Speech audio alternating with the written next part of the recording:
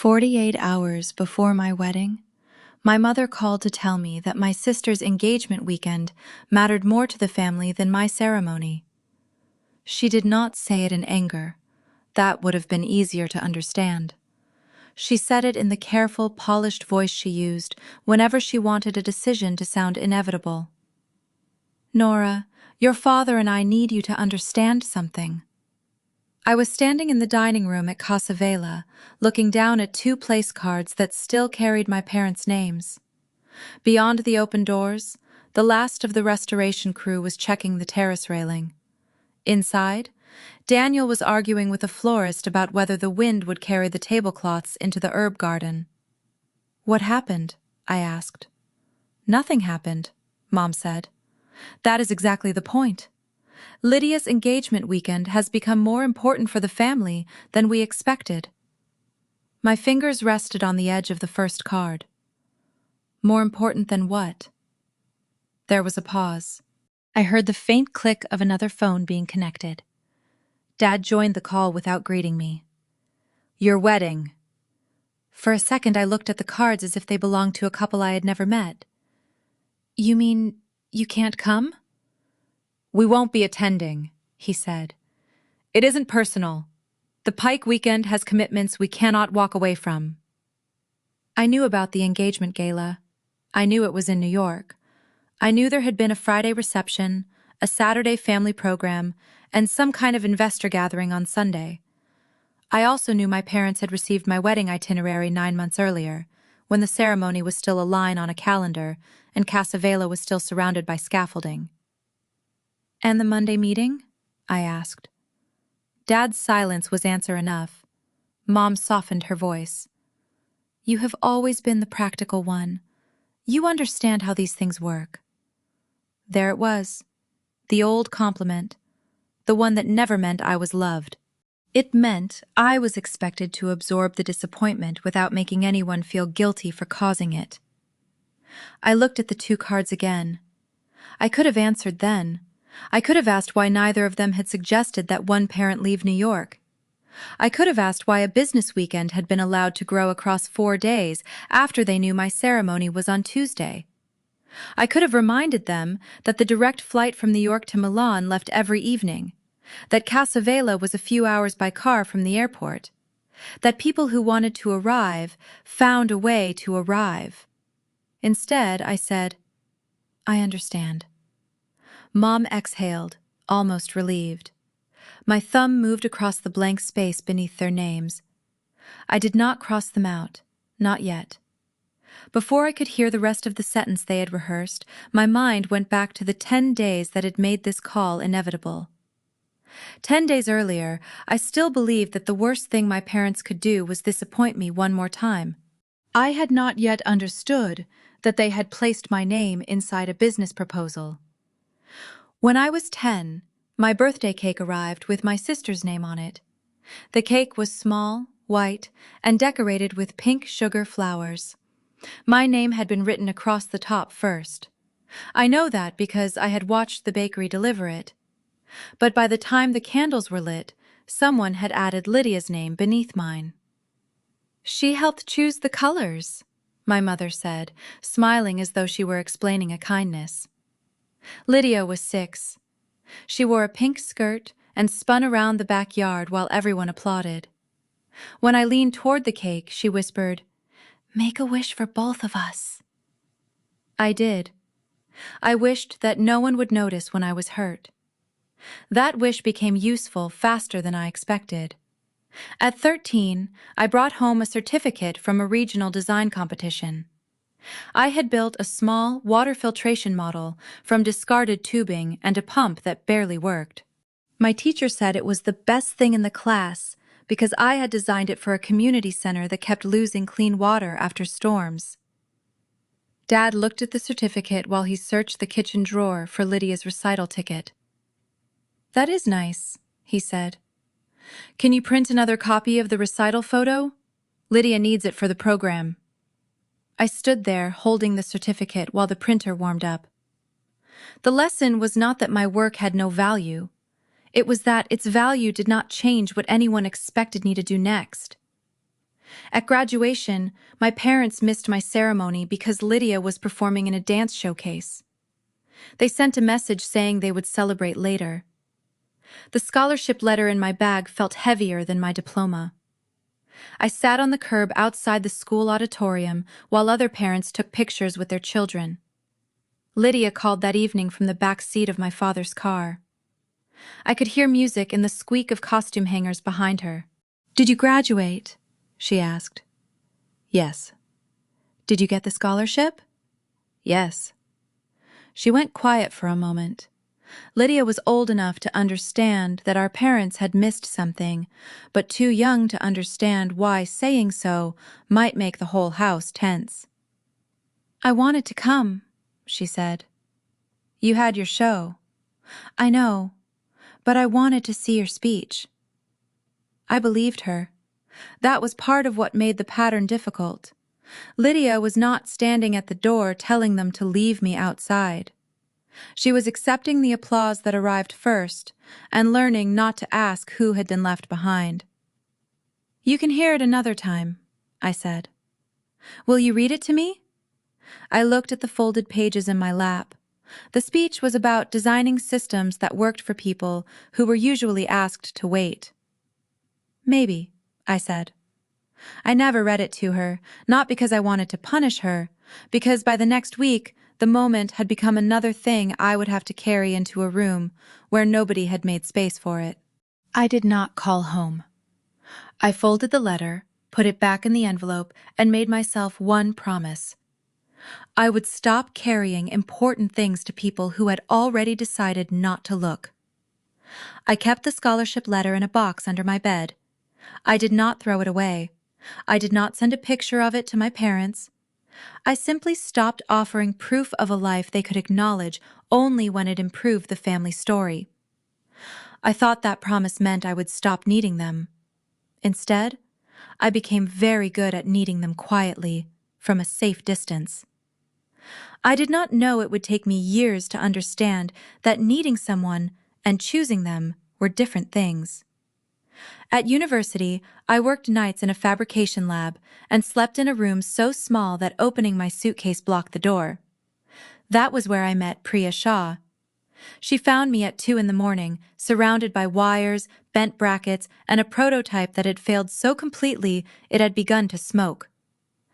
"Is it supposed to do that?" she asked. "Only if it hates me." She laughed, then sat down and started sorting the screws by size. Priya was the first person who noticed my work before asking about my family. Together we built a rough system that helped rural clinics coordinate mobile diagnostic units. It was not glamorous. It involved broken printers, delayed shipments, and long conversations with people who had been promised equipment that never arrived.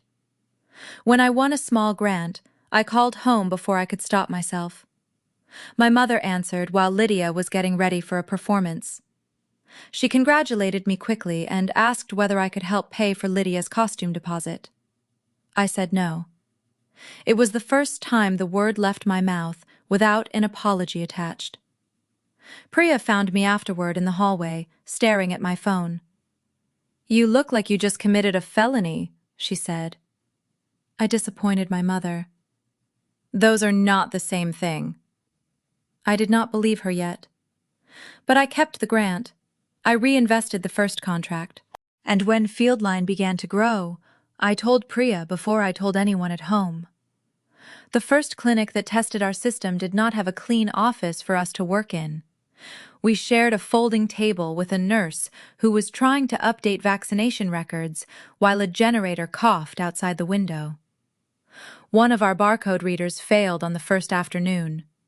I wanted to apologize to the clinic director and promise that I would stay until midnight. Priya stopped me at the door. "Tell her what failed," she said. "Then tell her what we can fix today." "What if she decides we are not ready?" "Then she should know before she trusts us with more equipment." We explained the problem. The director gave us access to an older scanner and asked us to return the next morning. We did. The pilot was not a triumph. It was a workable second attempt, followed by a third. That was how Fieldline began. Not with my parents applauding a finished product, but with another person being given enough truth to decide whether to keep working with me. She taught me that accepting help was not the same as asking permission. The next month, I let Priya lead a vendor negotiation while I sat in the room and took notes. When the vendor asked who had final authority, I answered Priya on operations, me on the contract. It was the first time I described partnership without making it sound like a temporary favor. I was still learning that lesson when Daniel entered my life. The first time Priya asked me to let her handle a client call, I said no. The second time, she took the phone from my hand and told the hospital administrator that I was unavailable for 10 minutes. Nothing collapsed while I was gone. When I returned, Priya had solved the problem and written down the decision so I could review it. She had not taken my authority. She had prevented my exhaustion from becoming the company's operating system. That distinction followed me into every relationship afterward. Fieldline did not become successful in one clean leap. Priya and I survived a failed contract that left us with 3 weeks of payroll and a warehouse full of equipment no client wanted. We argued about whether to accept a predatory investor. We slept in the office during the winter. A mobile clinic rollout went wrong across 4 states. The company grew because the work mattered and because we kept fixing the problems that embarrassed larger organizations. We helped clinics deploy mobile diagnostic units, verify equipment deliveries, and redesign routes when a local hospital suddenly lost access to a supplier. Our first serious client was a regional hospital system that had lost track of its mobile equipment during a flood. The contract was too large for our team and too urgent for us to pretend we knew everything. Priya spent 3 nights in a warehouse speaking to drivers. I sat with the hospital's procurement director and built a replacement process on paper before we wrote a line of software. We were paid in stages.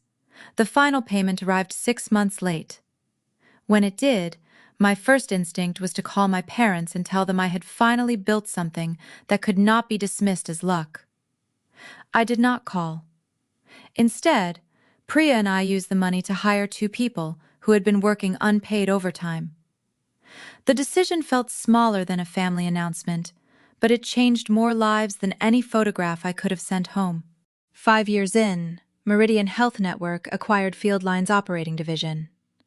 The deal changed my life, but not in the way my parents would have understood. Meridian bought the division, not everything I owned. I retained Fieldline Holdings, a minority stake and an advisory role. I kept the right to decide how my name and relationships were used.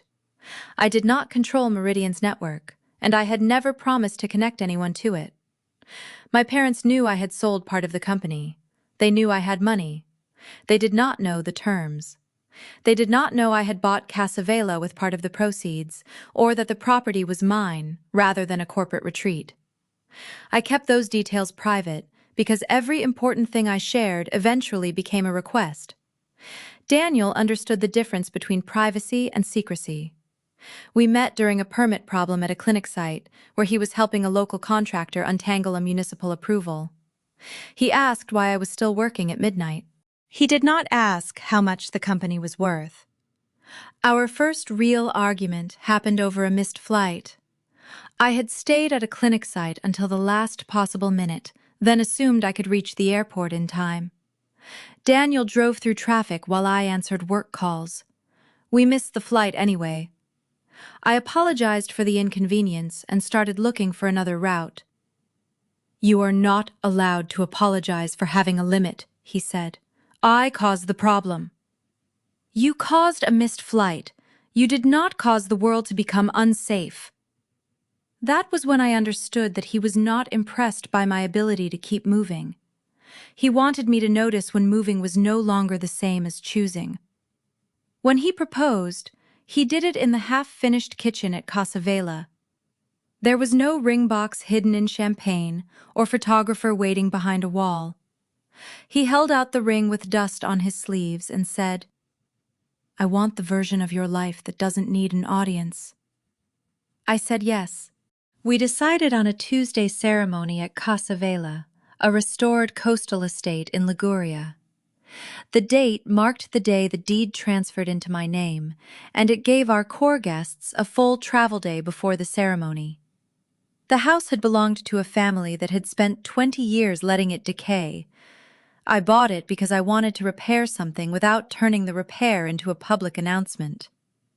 Daniel asked whether inviting my parents would make the wedding a test. Maybe, I admitted. And if they fail? I looked out through the broken window we had not replaced yet. Then at least I will know I stopped waiting. The invitations went out 9 months before the ceremony. My parents received the same itinerary as everyone else. They knew the local date, the arrival windows, the lodging arrangement, and the fact that guests would pay their own airfare. The invitation included a small note about Casa Vela's history. It explained that the property was a restored estate, not a hotel, and that some rooms had uneven floors, limited heating, and no elevator. I wanted people to know what they were agreeing to. My mother replied with one question. "Will there be a photographer?" She did not ask whether the house was ready. They replied that they were still working through the calendar. At the time, I thought that meant they were deciding how to come. I did not know they were deciding what my name could do for them. For months, I imagined my mother arriving early and correcting the placement of the flowers. I imagined my father making a quiet joke about the weather. I imagined Lydia standing beside me in a photograph that did not require anyone to be more important than anyone else. The invitations had been an experiment I had never admitted to Daniel. I wanted to know whether my parents would attend a wedding where there was no investor list, no reporter, and no social advantage they could claim as their own. I had told myself the experiment was about them. It was about me. I wanted one final piece of evidence before I stopped asking. The house made that question harder because it gave everyone something practical to discuss. A room had to be aired out. A boiler had to be tested. The old kitchen needed a second refrigerator because the caterer refused to store fish beside the flowers. Each decision was small enough to hide inside a normal wedding conversation. When my mother asked for the exact dimensions of the courtyard, I sent them. When she asked whether the estate had enough parking for the wedding guests' cars, I sent the local driver's number. When she asked whether the ceremony would be photographed, I said yes, by Theo, and explained that the images would be private until I approved them. She replied with a single heart. I wanted to read warmth into it. Instead, I read it as a receipt. She had received the information she needed. Daniel found me staring at the message. "You are trying to decide what an emoji means," he said. "I am trying to decide whether my mother is coming to the wedding or preparing for it as a backdrop." You cannot solve that from a heart. I know. Then let the itinerary do its job. It tells people where to be and when. It cannot tell them why they should care. I printed one final copy of the schedule and placed it beside the guest book. There were no special instructions for my parents, no private entrance, no reserved photographer, no role in the ceremony beyond the place they had been offered.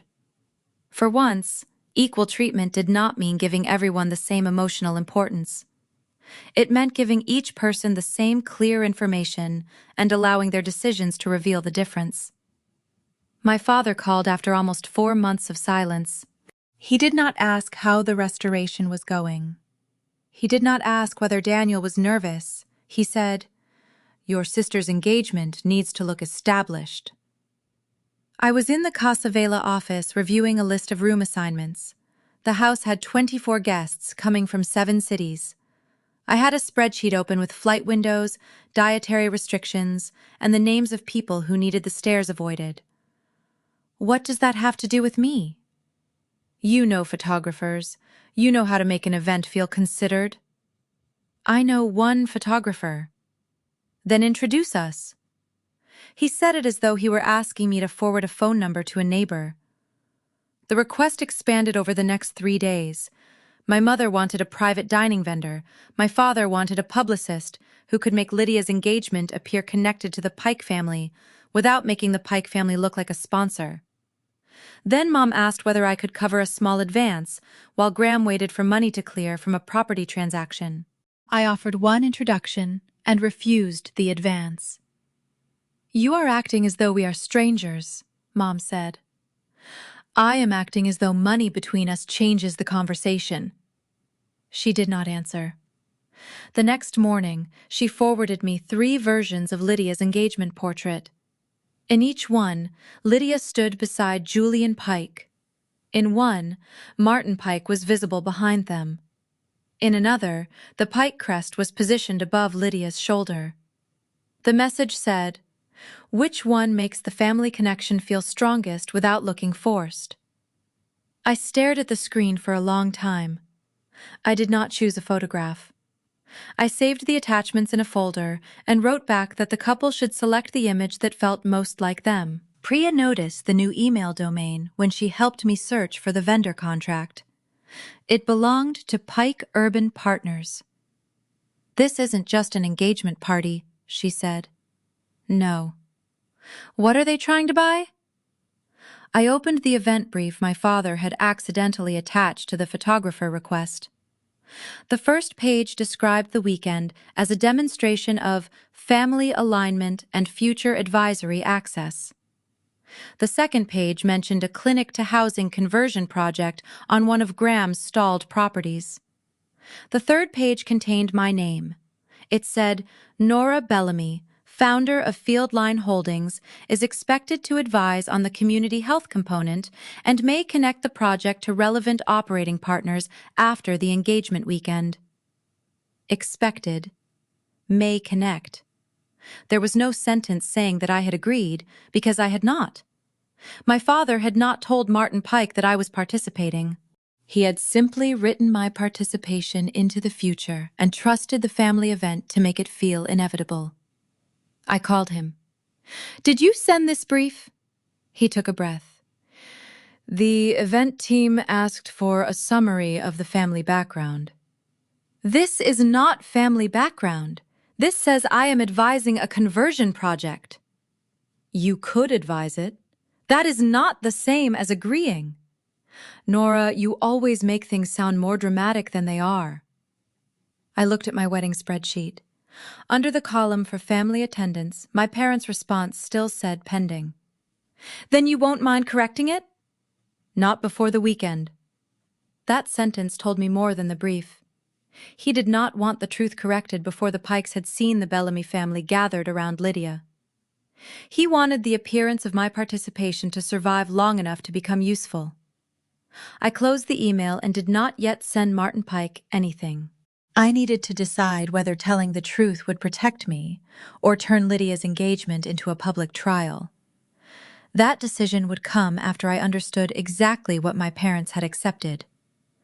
I called the photographer my father had requested and explained that I could offer an introduction, not a guarantee. He asked whether the engagement event had a budget. I told him to send the estimate directly to the organizers and not to me. An hour later, Graham called back. "You made us look unprepared," he said. "I made sure the vendor had the correct person to approve the budget." "You could have handled it." "I am handling it by not pretending to be the client." He ended the call without saying goodbye. That was the first time the business arrangement touched a family conversation directly. My usefulness had always been treated as an emotional obligation. Now it had been placed in a document with a deadline and a proposed return. I printed the brief, placed it in a folder, and wrote the date on the cover. The date mattered. It proved that the story did not begin with the photographs. It began when my father decided that my future participation could be announced before I had chosen it. Daniel found me at the long table, with the Pike brief open beside the lodging spreadsheet. He did not reach for the laptop. He looked at my face first. "Bad news?" "My father has promised my future cooperation to a man I have never met." Daniel pulled out the chair across from me. "Do you want me to read it?" That was one of the reasons I loved him. He did not decide that information belonged to him just because it had frightened me. "Not yet." I turned the laptop toward him anyway. He read the page slowly. When he reached the line about my network, his expression changed, but he did not interrupt. "What happens if you correct him now?" he asked. "Lydia's engagement becomes the place where I announce that our father lies." "And what happens if you don't?" "He gets to keep using my name." The wedding schedule sat between us. 24 guests, 7 cities, 3 nights of lodging for the core wedding party, flights paid individually, meals and local transportation covered by me. The Tuesday ceremony scheduled for 4 in the afternoon so that the longest haul arrivals could reach Casa Vela without crossing 2 airports in one day. Daniel tapped the top of the spreadsheet. "Tell me the plan again." I knew he was not asking for the numbers. He was asking me to remember that the wedding had existed before my parents' decision. Priya and her husband arrive Monday morning from Chicago. Theo comes from Lisbon on Sunday night. Mara is already here. My friend from Madrid arrives Tuesday before lunch. Everyone arranges their own flights. I cover the estate, meals, and the shared rooms for the wedding party. "And your parents?" "Pending." The word had been on the spreadsheet for months. I had started treating it like a small, harmless object. It was not harmless. It was a door left open in case the people outside suddenly decided to enter. That evening, one of our guests called because she had assumed the lodging package included airfare. She apologized repeatedly while I explained that the house and meals were covered, but flights were not. Her partner had already paid for a cheaper route, with 2 connections, and would arrive 12 hours before her. I moved 1 room, called the local driver, and paid for an additional night so they would not be separated. When I hung up, Daniel said, "You can be generous without making every problem invisible." "I know." "Do you?" I looked at him. "I'm not saying don't pay for the room," he said. "I'm saying let the person know it was a problem." Let the person know it was a problem. If everyone believes you can absorb everything, they'll stop telling you when they're struggling. That night I sent a new message to the guests. The lodging plan was generous but not unlimited, and anyone with a travel issue should tell us before the last week. 3 people replied immediately. 1 had been afraid to admit they were short on cash. Another had misunderstood the date. A third needed help getting from the airport. It took less than an hour to solve the problems once people knew they were allowed to name them. My parents had spent my entire childhood teaching me the opposite lesson. Keep the problem quiet. Keep the image intact. Be the reliable one. I made a second sheet for the guests who were coming alone. It listed arrival times, room keys, emergency numbers, and the name of the person who would meet them at the airport. The list was not glamorous, but it was the kind of thing that kept a wedding from becoming a test of endurance. Daniel read it while standing at the kitchen island. "You have assigned everyone a person. People need to know who to call." "Who do you call?" I looked at the sheet. "You." "Good. Then write my name down." I did. The wedding became more real every time I admitted that I could not be the only person responsible for making it work. The following morning, Lydia sent a voice message. "I know the weekend looks strange," she said. "Julian's family keeps adding things. I don't know what Dad has agreed to. Please don't make this harder than it already is." I listened twice. She had not asked whether I wanted her at my wedding. She had not asked whether I was hurt. She had asked me not to make her engagement harder. I typed a response, deleted it, typed another, and finally sent 1 sentence. "I am not trying to make your weekend harder. I am trying to make sure mine remains mine." She did not answer. For the first time, I understood that the 2 of us might be inside the same machine without standing in the same place inside it. My parents were using her engagement to protect a business opportunity. They were using my name to make the opportunity look safer. Lydia was trying to keep her future intact without asking what the arrangement cost me. The wedding was no longer only about whether my parents would arrive. It was about whether I would allow their priorities to determine what my name meant. I made a separate record of every promise that had been made without me. It included the date Graham had accepted the term sheet meeting, the line in the event brief about my advisory participation, and the message in which I had withdrawn permission. I wrote the record in plain language, without adjectives. I did not agree to advise. I did not agree to invest. I did not agree to introduce Meridian personnel or operating partners. The sentences looked severe on the page. They were not accusations. They were the boundaries of my own authority. Priya read the list and handed the paper back. "Keep this for yourself," she said. "Do not send it to the family unless the business requires it." Why? Because a record can protect you, but it can also become another way to keep the argument alive. You do not have to win every version of the story. I put the page in the folder. That night, Daniel and I rehearsed the ceremony without the parts that mentioned our families. We had written a line about the people who had taught us how to love. I removed it, then added a simpler line about the people who had chosen to stand with us. "Is that too pointed?" I asked. "Only if you say it while looking at the empty place cards." "I might. Then look at me instead." The rehearsal was not a promise that the day would be painless. It was a promise that pain would not be allowed to write the whole script. The following day, my father sent a revised estimate from the engagement photographer. The number was almost twice the amount the vendor had quoted me directly. A coordination fee had been added under a company I did not recognize. I forwarded the document to Priya. "That is not a coordination fee," she wrote back. "That is a private event management company. My father said he needed help with the budget. He needed you to make the budget look like someone else's responsibility." I called the vendor and told him not to invoice me. He apologized. He had assumed Graham was authorized to negotiate on behalf of the family. I understood the assumption. My parents had spent years presenting me as the capable daughter who would quietly fix whatever made them look disorganized. This time, I was not fixing the appearance. I was separating my name from it. I added one line to the coordinator's instructions. No family event could be billed to Casa Vela without written approval from Daniel or me. It was an ordinary operational rule, but writing it down made the boundary practical.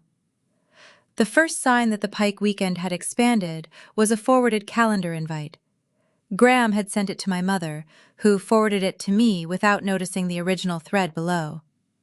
The calendar showed a Friday evening gala in New York, a Saturday family program, a Sunday investor walkthrough, and a Monday morning term sheet meeting. My wedding itinerary was attached beneath it. The date was highlighted in yellow. The original invitation to the Pikes had been for one evening. After they saw my wedding schedule, my father had accepted 4 days. The note at the bottom read, "Bellamy family alignment important before Monday. Nora's advisory participation to be confirmed after the weekend." My hands went cold. I printed the note and walked outside. The restoration crew was unloading stone near the West Terrace. Mara was directing 2 workers around a damaged section of railing. "You look like someone just changed the weather," she said. "My father changed the calendar."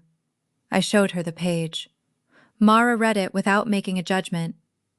"What are you going to do?" "I don't know." "Then decide what you are not going to do first." I knew the answer before she finished the sentence. I was not going to call the Pike family and accuse them of manipulating Lydia's engagement. I was not going to send the brief to every relative and ask them to choose sides. I was not going to make my wedding the evidence exhibit in an argument my parents had started. But I was going to remove my permission. I wrote Graham an email. "I have not agreed to advise the clinic to housing conversion, introduce field line contacts, invest in the project, or allow Casa Vela to be used as part of the proposal. Please remove my name in any reference to my participation immediately. I will not discuss this further by phone." I read it 3 times before sending it. Daniel found me at the kitchen counter a few minutes later. Did you send it? Yes. Do you want me to contact Martin Pike? The offer was calm, not aggressive. He was ready to stand beside me, not in front of me. Not yet. Why? Because Lydia's engagement should not become a public trial. If Martin asks me directly, I will answer. Until then, I want the correction to exist where the lie began. Daniel nodded. Then he did something I had not asked him to do. He opened the ceremony program file and removed my parents' names from the family acknowledgments. He also deleted the draft paragraph that thanked both families for bringing us together. I don't want anyone making a statement in your name, he said. If they ask for a family quote, we give them the guest policy and nothing else. I stared at the screen. You don't have to do that. I know. I am choosing to. That difference mattered. He was not fighting my parents for me. He was refusing to build our marriage around their version of the story. I went back to the seating plan. My parents' names were still there. Daniel watched me leave them in place. You want one final chance, he said. I want to know whether they choose us when the choice costs them something. He did not argue. The next day, Lydia called from a hotel room in New York. Her voice sounded thin and tired. Julian's family thinks the wedding is small enough to work around, she said. Did they move the weekend after they received our itinerary? She did not answer immediately. The gala was always Friday, she said. The rest was added later. Who added it? Dad accepted it. Did you know? I knew the weekend was changing. I thought they were handling the travel. They were handling my absence. Nora, I am not asking you to fix it. I am asking you not to pretend it is a weather problem. She began to cry quietly.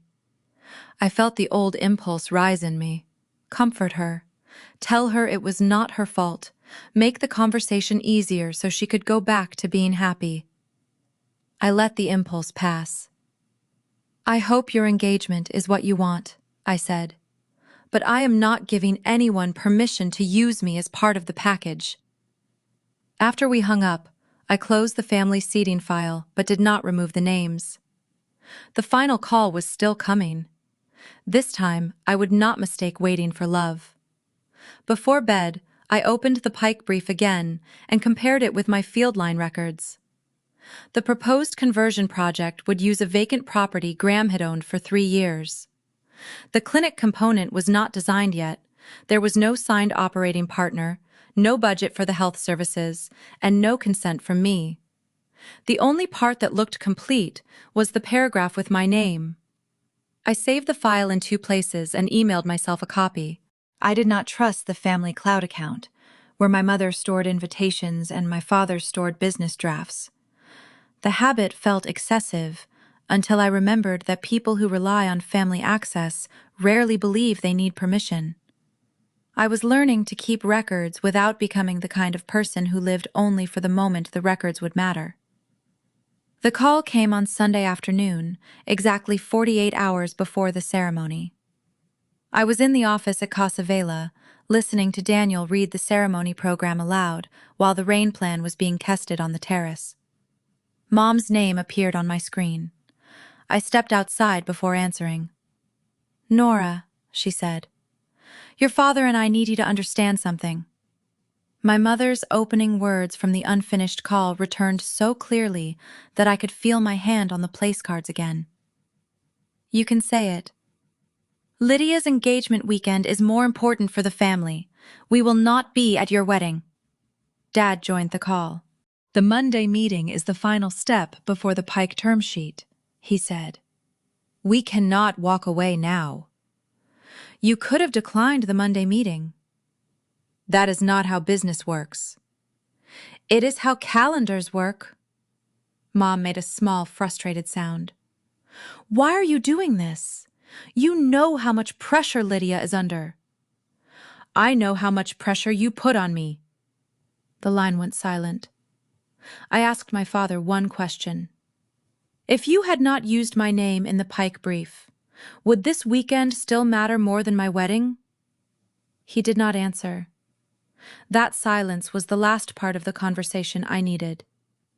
Do not travel to Liguria out of guilt, I said. You have made your choice. I am going to make mine. You are being dramatic, Dad said. No, I am being specific. I ended the call. For several seconds I stood under the covered walkway with the phone in my hand. The rain hit the stone in quick, hard bursts. I did not cry. I did not feel calm either. I felt the empty space where a decision had been waiting. Inside, I opened the seating plan and removed the 2 names. I did not delete the file. I saved a final copy and sent it to the coordinator. Daniel stood beside me. Do you want me to call them? No. Do you want me to say something if someone asks? Only that we are celebrating with the guests who confirmed.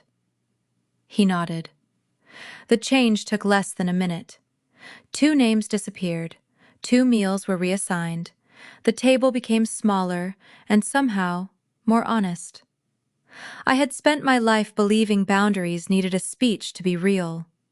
Sometimes they were only a document sent to the right person after a phone call ended. The coordinator printed a new seating plan. Priya received the 2 reassigned meals. Mara asked whether I wanted my parents' names removed from the guest list entirely or simply marked as declined. Mark them declined, I said.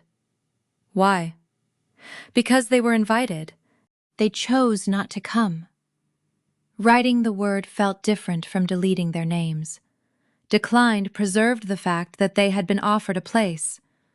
It also preserved the fact that the choice had been theirs. I put the page in the folder with the Pike brief. The next morning, the western terrace became unsafe. One of the old stone supports shifted during the rain, and a section of railing leaned toward the garden. No one was hurt, but the ceremony route had to be changed. My first instinct was to take over.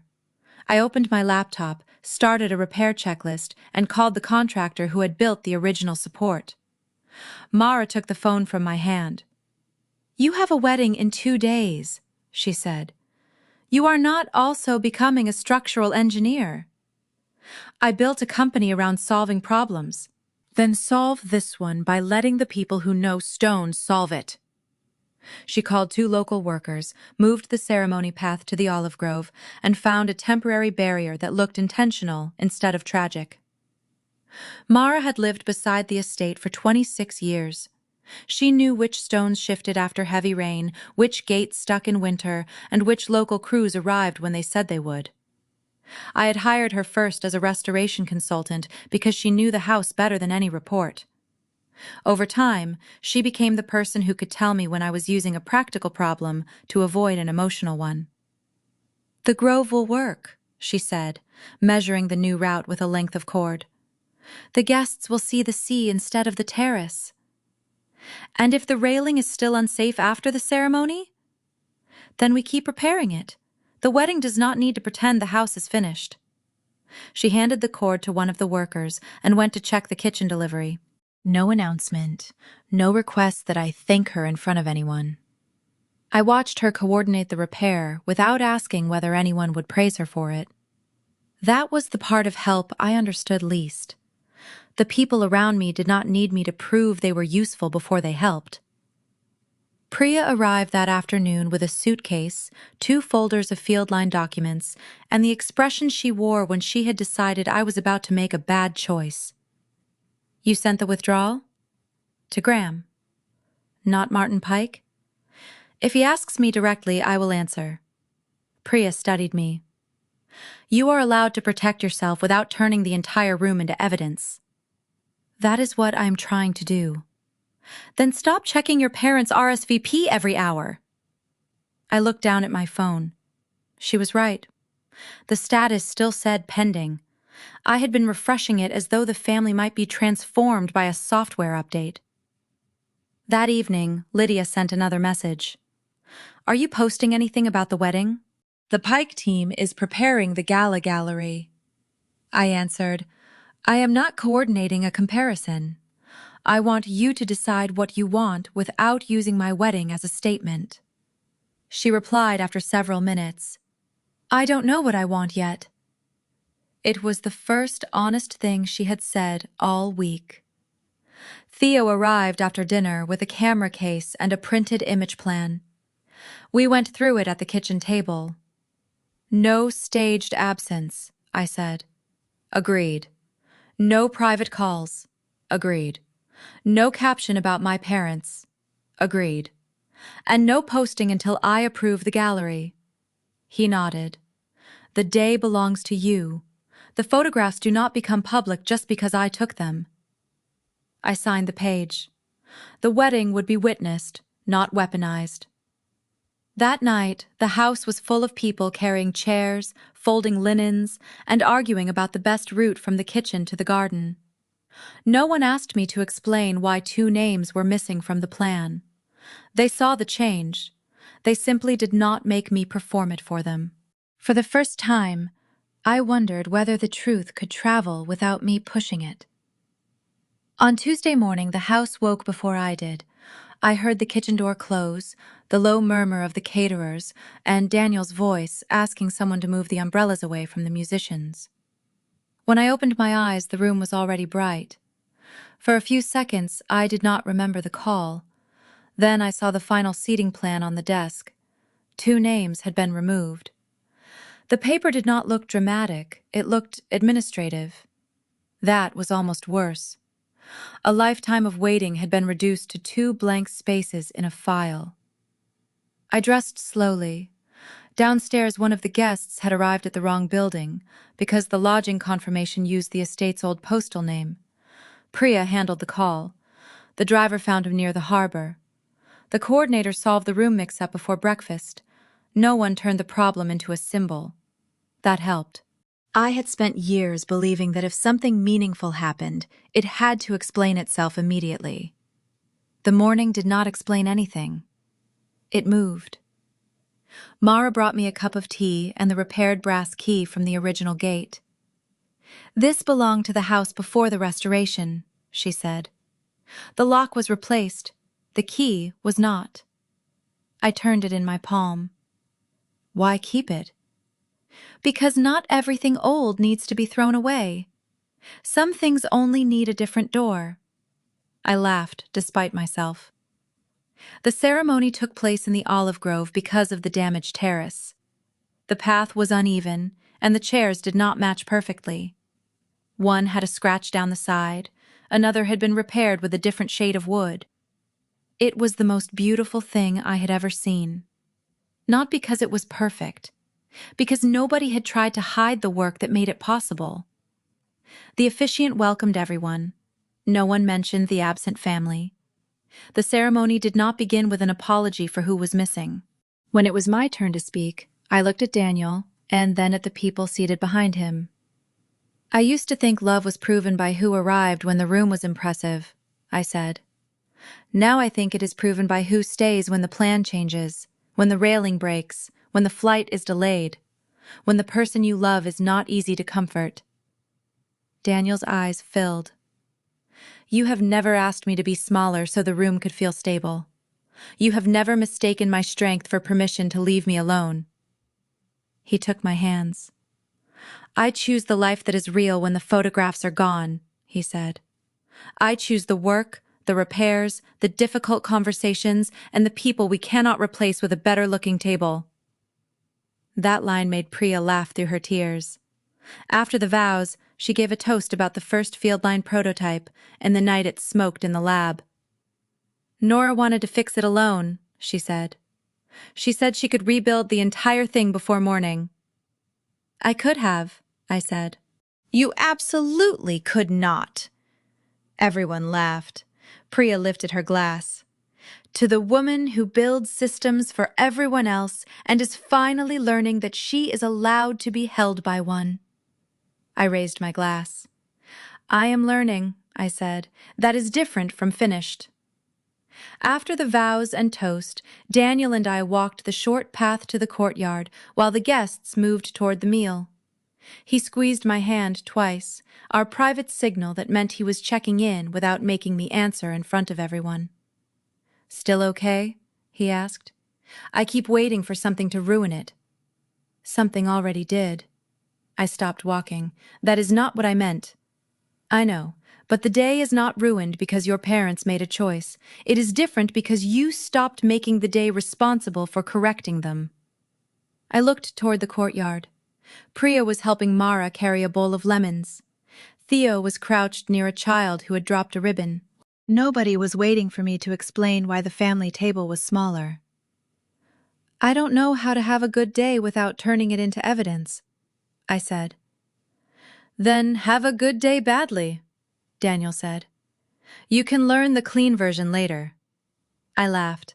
The meal lasted longer than planned because the guests refused to leave the table between courses.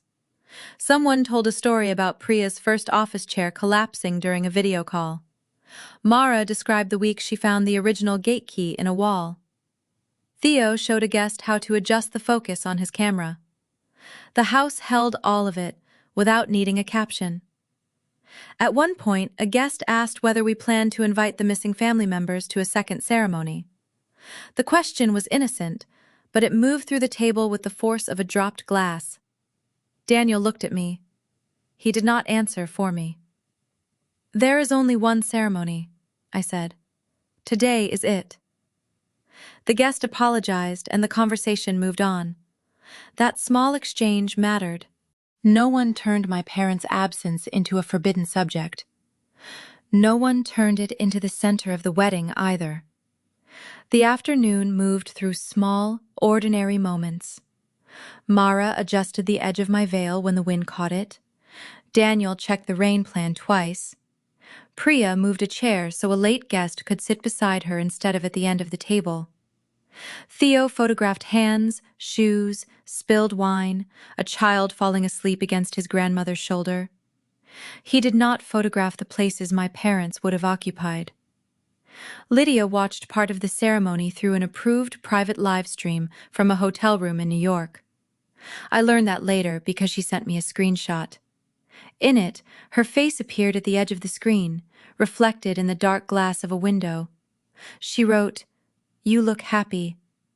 I answered, "I am." I did not ask whether she was happy. I did not ask where Julian was. I did not ask what my parents had said when the ceremony appeared on her phone. Some questions were not mine to carry on my wedding day. At sunset, Theo showed me the first group photograph. Everyone stood under the olive trees, the estate behind us and the sea beyond it. No one had been arranged to demonstrate a lesson. People had simply gathered where they were. "May I post a few images after you approve them?" he asked. "After I approve them." "Of course." He closed the laptop. The wedding ended without a message to my parents, without a caption about empty seats, and without a speech about the people who had failed to come. That should have been the end of it. But a photograph can carry information even when no one writes an accusation beneath it. The question was not whether the image would travel. It was who would understand what it showed.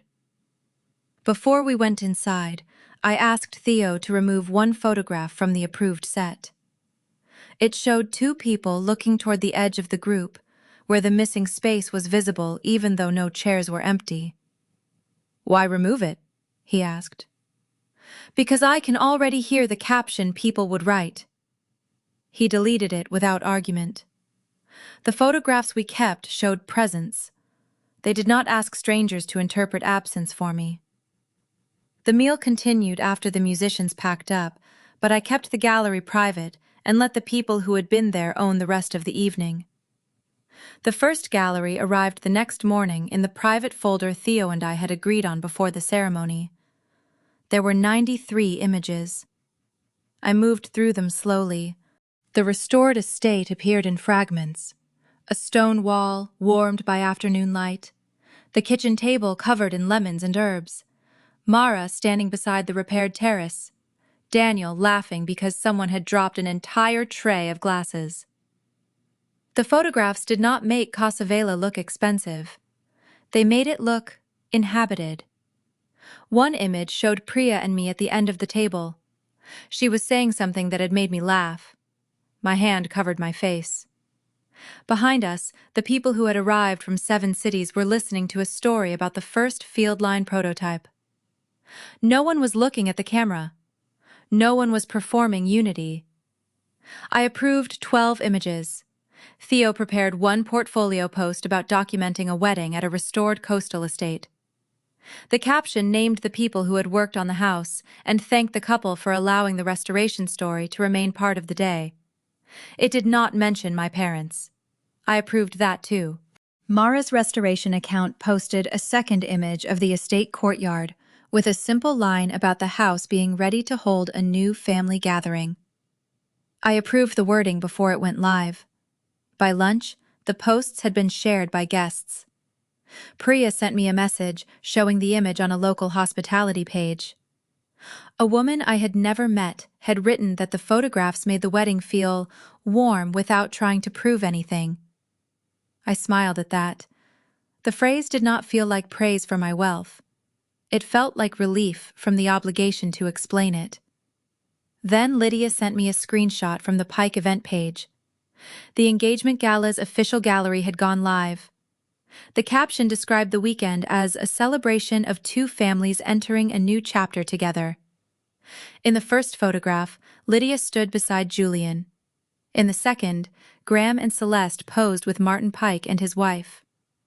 The post identified Graham and Celeste as hosts of the weekend. The date appeared beneath the caption, Friday through Monday. My wedding post showed Tuesday in Liguria. The 2 posts did not accuse anyone. They did not need to. The dates existed beside the names.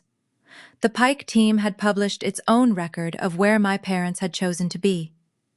Lydia's message contained no explanation. Only one sentence. Dad says the timing looks bad. I put the phone down. An hour later, I received an email from Martin Pike.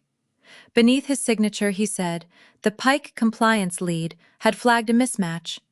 Graham's brief described me as an advisor, while the public wedding post identified Casa Vela as my property and showed that the family had not all been together. That was enough to open a direct confirmation request. He did not use a family greeting. He wrote as the chairman of Pike Urban Partners. Nora, I am reviewing a proposal that references your advisory participation in the Bellamy conversion project. I understand that your wedding took place this week. Before our diligence team proceeds, please confirm whether you agreed to advise, invest in, or introduce Fieldline operating partners to this project. The attached file was Graham's brief.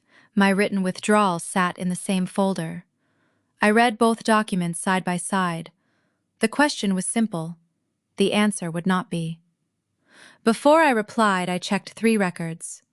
Meridian had acquired Fieldline's operating division. Fieldline Holdings retained only its documented role, and my written withdrawal had been delivered to Graham before the Pike weekend began.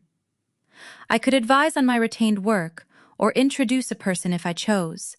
I could not promise Meridian systems, staff, or network to a property project. I wrote back, I did not agree to advise, invest in, or introduce Fieldline operating partners to the Bellamy conversion project. My name was used without my permission. I have no role in the proposal and cannot validate the family or business claims made on my behalf. I did not add that my father had skipped my wedding. I did not explain the engagement weekend. I did not attach the place cards or the message from my mother. I sent the facts that belonged to the transaction. Martin replied 11 minutes later. Thank you. We are pausing the conversion review until the representations are clarified. The line was not dramatic. There was no threat, no accusation, and no promise of punishment. The financing review had simply stopped moving. That was the first time the family's public image produced a consequence that had nothing to do with my desire to be seen. Graham had told a business partner I would help him. I had said I would not. The difference was now in writing. The wedding photographs had not exposed my parents because they showed a perfect table or a luxurious house. They exposed them because the images showed a life built through relationships they had not bothered to understand, while their own public post showed where they had decided to spend the days that mattered. Martin asked one follow-up question. Were you aware that the family intended to present your participation as part of the engagement weekend? I answered that I had learned about the brief 10 days earlier and had withdrawn permission before the weekend. I attached the withdrawal, the event brief, and nothing else. He replied that Pike Urban Partners would preserve the correspondence as part of its diligence file. He did not ask for a family statement. He did not ask me to describe the wedding. By evening, my phone began filling with messages. Some were from guests. Some were from people who had seen the photographs. A few were from relatives who wanted to know whether my parents had been unavoidably delayed. I answered none of them. I had not posted a public accusation. I would not become the family spokesperson simply because my father had made himself vulnerable to the truth. I turned off notifications for the hospitality page and asked Priya to monitor any request that mentioned Fieldline. She agreed, but only after making me promise not to read the comments myself. People are going to say things they cannot know, she said. I know. Knowing is not the same as volunteering to be hurt by every sentence. She moved the phone away from my hand. For the rest of the afternoon, I walked through the estate with Mara while she checked the repaired railing. The public story was moving through other people's screens. The house remained solid because someone had tightened the bolts. I asked Priya to make a separate copy of the acquisition documents and the current Fieldline authority map. The first page showed what Meridian had purchased. The second showed what remained under Fieldline Holdings. The third listed the decisions that required my written approval. It was not a dramatic file. There were no red warnings or highlighted accusations. There were only boundaries that had existed before my father crossed them. Priya placed the copy in a secure folder and asked whether I wanted to notify Meridian's legal team. Only if Martin asks for an operating partner introduction, I said. I do not want to create a larger alarm than the facts require. Good, she said. A clean correction is stronger than a panic response. I understood why she said it. For years, my family had treated my competence as a resource they could access at the moment of crisis. If I reacted too quickly, they could describe the reaction as proof that I was emotional. If I waited too long, they could describe the silence as permission. The answer was not to become impossible to misread.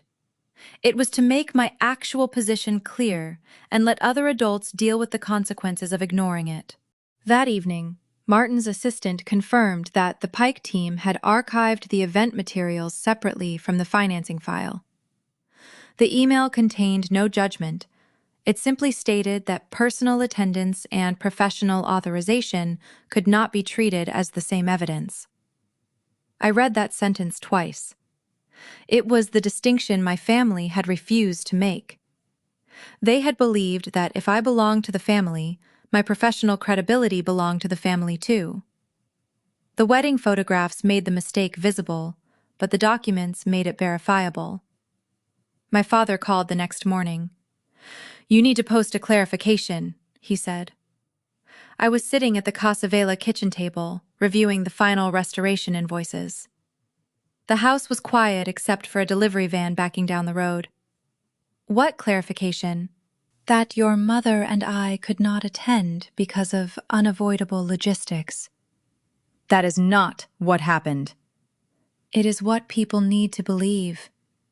I am not responsible for what people need to believe. His breathing became heavier. Martin Pike has paused the review. Do you understand what that means? It means he asked whether I agreed to be part of the project, and I answered honestly. You could have called me first.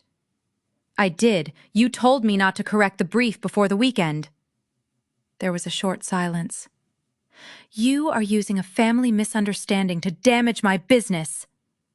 You used my name to support your business without asking me. I was trying to secure Lydia's future. You are trying to secure a deal. He ended the call. I sat with the phone in my hand, surprised by how little satisfaction I felt. I had imagined confronting him for years. In the imagination, the truth always made the room feel lighter. In reality, it made the room more accurate. I opened the original event brief again. The phrase, family alignment, appeared 6 times. My name appeared 4 times. The word wedding did not appear once. The document had been written as though I were a resource waiting to be activated.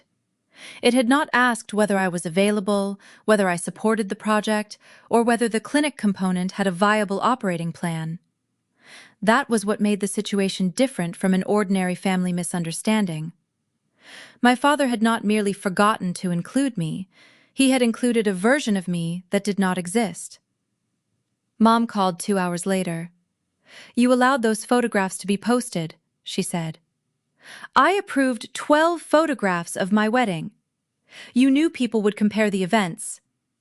I knew people could see public posts. You made us look heartless. You made a choice. The photographs did not create it." She cried quietly. I could hear the effort she was making not to sound angry. "Your father was trying to protect us." From what? From losing everything. Then he should have asked the person whose name he used. Mom did not answer. That afternoon, Lydia called from New York. She sounded exhausted. "I heard Dad describe you as a guaranteed bridge to field line," she said. I closed my eyes. "Where did you hear that?" "He was talking to Julian. He said Pike would feel secure if you were involved." "I was never involved." "I know that now." "Did you know the weekend had been extended?" She took a long breath. "I knew the gala was no longer just Friday. I knew there was an investor walkthrough. I did not ask what it meant for your wedding because I thought Mom and Dad were handling it." "They were handling it for themselves." "I know." The words sounded different from her earlier apology. They carried less fear of losing her own place in the family. "Julian has withdrawn his recommendation on the conversion project," she said. "He asked his father to review it independently." "Can he do that?"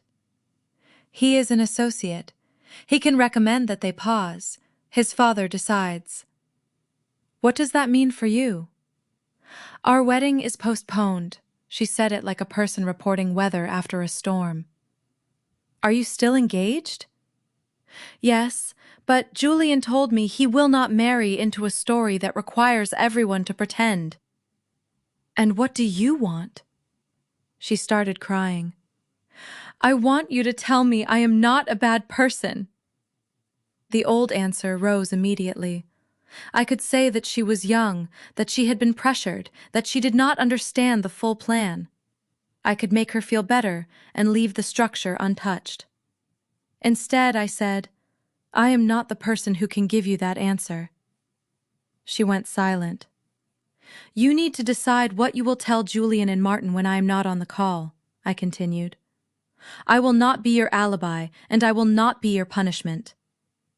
"You sound like Dad." "No, Dad wants a result.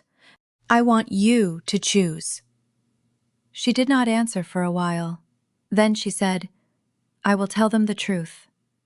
Tell them because it is true, not because it saves the engagement." She promised she would. I did not know whether she would keep the promise, but, for the first time, the next choice belonged to her. That evening, Julian sent me a message for the first time since the wedding. "I am sorry my family's event became part of this. I did not know Graham had represented you as an advisor. I have asked Martin to keep our personal relationship separate from the review." I read it twice before answering. "Thank you for separating them. Please do not use my wedding or my name to settle the business review." He replied, "I won't." It was not an apology on behalf of the family. It was a boundary from someone who had a different kind of power and was beginning to use it responsibly. I put the phone beside Lydia's message and left both unanswered after that. 3 days later, Mom asked for a family call. Daniel was sitting beside me when the invitation arrived. He did not reach for my phone. "Do you want me there?" he asked. "Yes." "Do you want me to speak?" "Only if I ask." He nodded. The call included my mother, my father, Lydia, and Daniel. No one from Pike Urban Partners joined. That mattered. This was no longer a business meeting disguised as family. Mom started. "We need to stop this from getting worse." "What do you mean by worse?" I asked. "The financing, the relatives, the way people are talking." "People are talking because Graham used my name in a proposal." Dad's voice sharpened. "I used your professional background to explain why the project had potential. You wrote that I was expected to advise it. You could have advised it. That is not agreement." I opened the email thread and read the 3 facts I had been keeping in front of me. The wedding itinerary was sent 9 months ago. The Pike weekend was expanded after you received it. The brief used my name without permission. No one interrupted. "And you still chose their event," I said. Dad exhaled. "We were trying to secure Lydia's future. You were trying to secure a property deal by presenting our family as something it was not." Mom spoke so softly, I almost missed it. I knew the dates conflicted. I looked at the screen. "When did you know?" "When your itinerary arrived. I saw the dates. I told myself you would understand because you have always been strong." The sentence landed harder than the original rejection. Not because it was surprising, because it removed the excuse. She had not failed to read the itinerary. She had read it and decided my strength could be used as a hiding place. Lydia spoke next. "I knew the weekend had been extended. I did not ask why. I thought Mom and Dad would handle it." "They did," I said. "They handled it by keeping everyone dependent on the same story." "I corrected it," Lydia said. "How?" "I told Julian and Martin what I knew, and I stopped asking them to use your name. They made their own decisions. I did not intervene." She drew in a shaky breath. "I also told Mom and Dad I will not use the gala to secure the property deal." "And what do you want from me?" "Nothing." The words sounded unfamiliar in her mouth. "I want you to stop asking me to reassure you," I said. "If the engagement survives, it needs to survive because you told the truth. If it does not, I cannot save it." She nodded. Dad said, "You are punishing the whole family." "No, I am removing my name from a transaction I never approved." "Family does not work like a legal contract." "Then family should not be used as a legal guarantee." Daniel shifted beside me. He did not speak. Mom began to cry again. "What do you want us to do?" I had expected that question for years. I thought the answer would be complicated. It was not. "Stop asking for access when you want status. Stop ranking our milestones. Stop treating my strength as an invitation to leave me alone. And if I say no, do not punish me for saying it." "Are you cutting us off?" Dad asked. "I am not promising closeness you have not earned." The call became quiet. "Future contact is possible," I said, "but it will not come with money, introductions, a property visit, or public cover. If you apologize, the apology has to survive after the audience leaves." Mom whispered, "We are still your parents." I know. That was the hardest part. I knew exactly who they were. I was finally allowing that knowledge to matter. The call ended without a reconciliation. Daniel waited until the screen went dark. "Did you want them to apologize?" he asked. "I wanted them to stop asking me to solve the consequences." "That is not the same thing." "No." I opened the notes I had made before the call. They were not a speech. They were dates, documents, and limits. "I thought if I had the facts, I would feel safe," I said. But the facts did not make them understand. They only made it impossible for me to pretend I misunderstood. Daniel placed his hand over the notebook. "You don't have to keep it open tonight. I closed it. Do you want me to say anything? No. Okay. He closed the laptop and reached for my hand. He did not tell me I had done the right thing. He stayed while I lived with what I had done. The next morning, I made the boundary practical. I changed the access permissions on the Casa Vela hospitality account. My parents could still see the public information that every guest had received, but they could no longer alter room assignments, request vendors, or add names to the transport list. I changed the field line contact sheet as well. Graham's name remained in the family directory, but it was no longer listed as an authorized representative of my company. The changes took 12 minutes. I had expected to feel vindictive. Instead, I felt tired. A boundary was less like closing a door in someone's face than checking which keys had been copied without my knowledge. Priya reviewed the permissions with me. "What if they say you are treating them like strangers?" she asked. "Then I will say I am treating access like access." "Good." She closed the laptop. Daniel brought coffee from the harbor and put the cup beside my hand. "Any new demands?" he asked. 3 relatives want a family explanation. 1 wants the photographs removed. My father wants a clarification that is not true. "And what are you giving them?" "Nothing today." He smiled. "That is a complete answer." I opened a blank document and wrote a short public note for the hospitality page. The wedding images had been shared with the couple's permission, and questions about private family matters would not be answered there. I did not publish it immediately. I sent it to Theo and Priya for a factual check. The note was not a statement about my parents. It was a statement about the limits of the audience. After they approved the wording, I scheduled it for the following morning, when the gallery would no longer be moving quickly. I did not want the first quiet act of my marriage to be another reaction to my father's calendar. Then I deleted the draft family announcement from the wedding folder. It had been a paragraph thanking everyone for supporting both families through an important season. I had written it before I knew the season had been divided into a public gala and a private ceremony.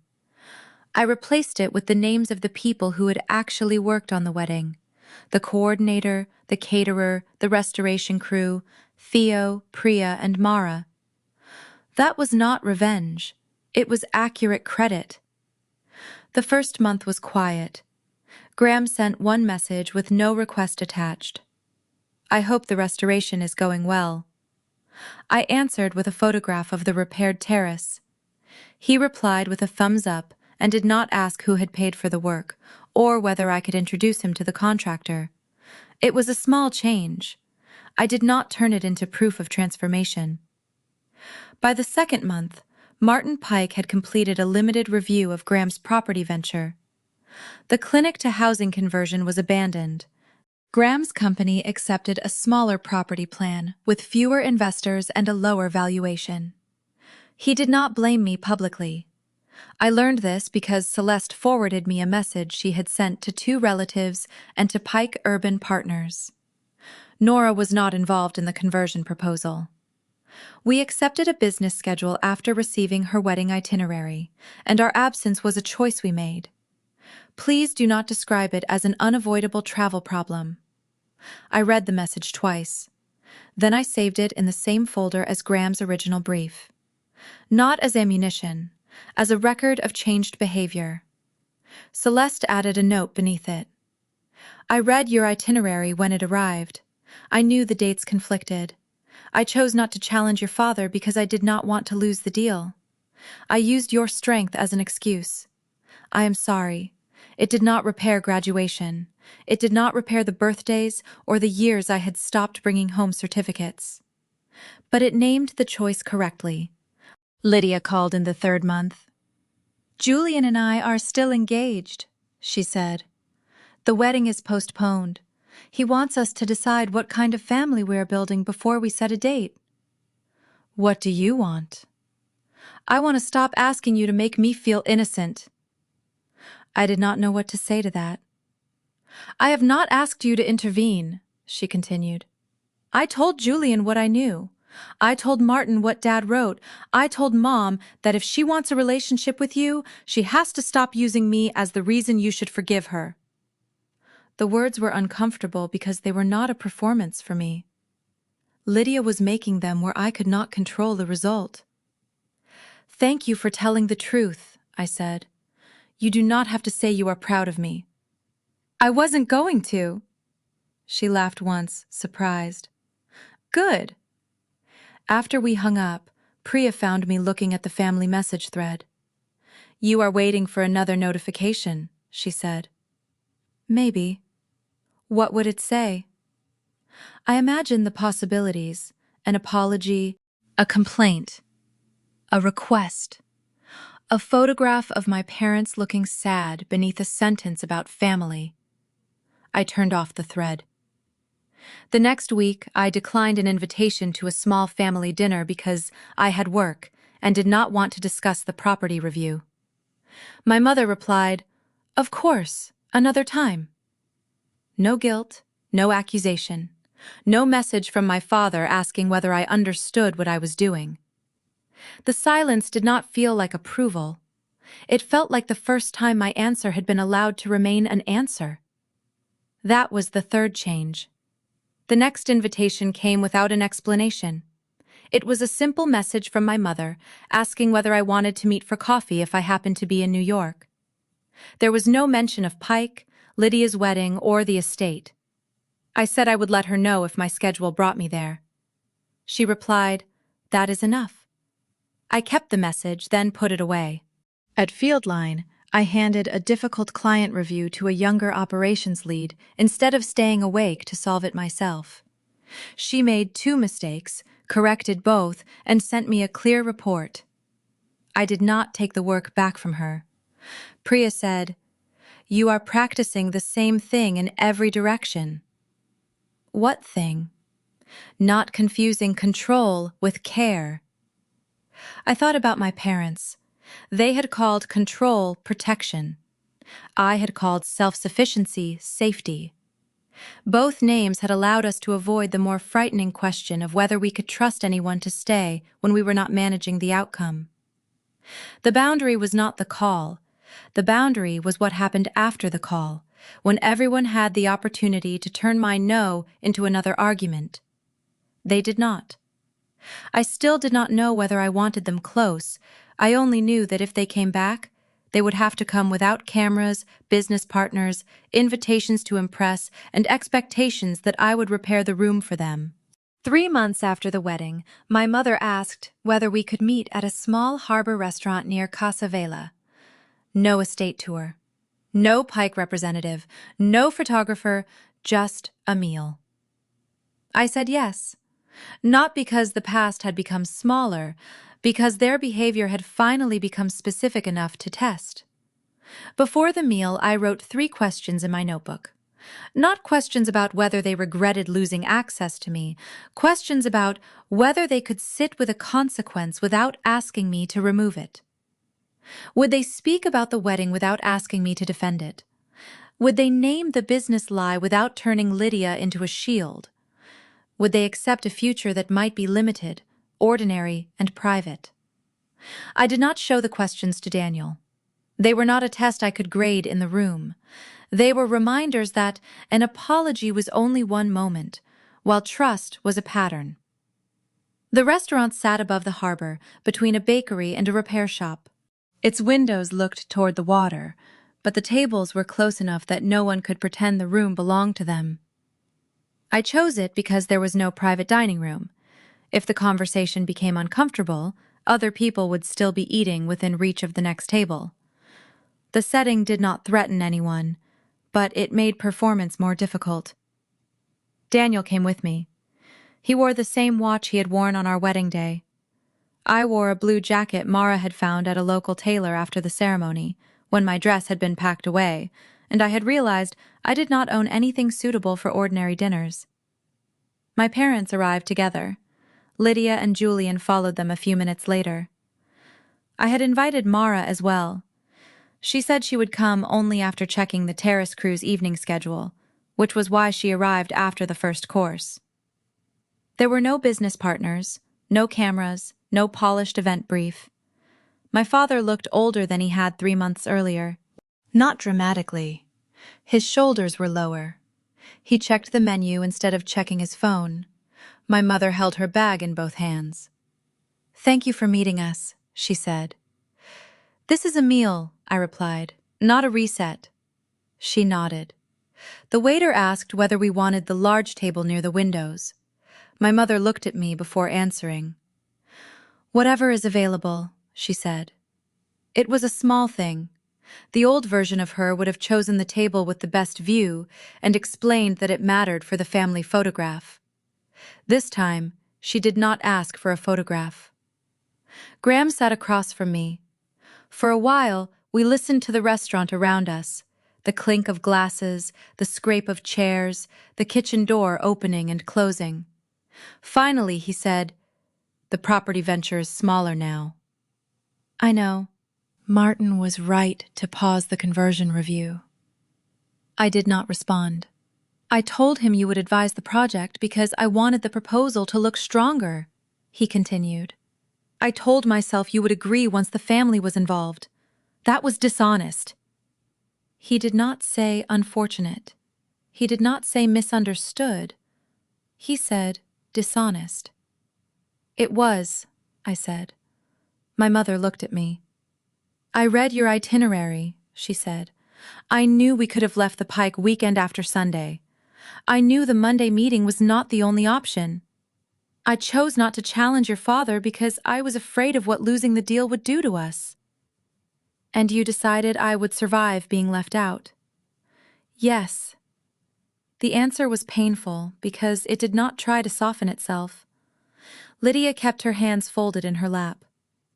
"I accepted the weekend without asking what it would cost Nora," she said.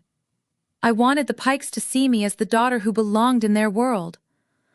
I knew she was being treated as a resource, and I let it happen because I liked what the arrangement gave me." Julian looked at her, but he did not interrupt. "Our wedding is postponed," Lydia continued.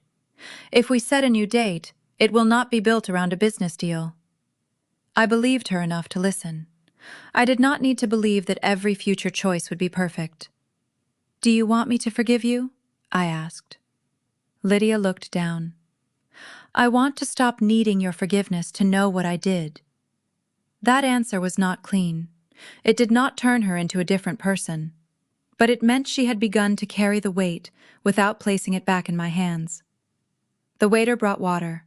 My father thanked him and asked where the fish had been caught. When Mara arrived a few minutes later, Graham asked about the terrace repair instead of asking whether Casa Vela could host another event. Mara answered him plainly. "The house is stable because we stopped treating every crack like a secret." He nodded. My mother reached into her bag and took out a small envelope. Inside was the formal engagement portrait she had once asked me to choose between. Lydia had removed it from the public campaign and brought it as a record of the choice she no longer wanted to present as uncomplicated. "I don't want it displayed anymore," Lydia said. "But I did not want to destroy the record or ask you to carry it for me." I looked at the photograph. Lydia and Julian were smiling beneath the Pike crest. My parents stood behind them, dressed for the version of the family they had wanted Martin to see. I folded the portrait and put it back in the envelope. "Then keep it with your own records," I said. "I do not need to own the evidence." Lydia nodded. The meal continued. Graham asked whether the repair crew had finished the west terrace. I told him the railing was safe, but the stone would need another season of work. "You should let me look at the estimate," he said, then stopped himself. "No, sorry. You have people for that." "I do," he nodded. The correction was awkward. That made it more believable. No one asked me to make a speech. No one demanded forgiveness. No one offered money or access in exchange for closeness. When the plates were cleared, my father asked whether we could meet again sometime. "Maybe," I said. He accepted the answer. That mattered more than the question. We left the restaurant together, but we did not leave as the family we had been pretending to be. The evening had not erased the empty years. It had only proved that contact could exist without surrender. At the harbor corner, my parents paused. My mother asked whether she could call me the following week. I said yes, but I told her I might not answer immediately. "I understand," she said. This time I believed she understood the words, even if I did not yet know whether she understood the life behind them. Daniel and I walked back toward Casa Vela along the harbor road. Behind us, my parents and Lydia went in the other direction, toward their hotel. I could see the estate lights above the trees. For most of my life, I had thought a home was the place where someone decided whether I belonged. Now I understood it differently. A home was the place where I could decide what belonging required. I had stopped asking who would clap. I had started asking who would stay after the chairs were put away.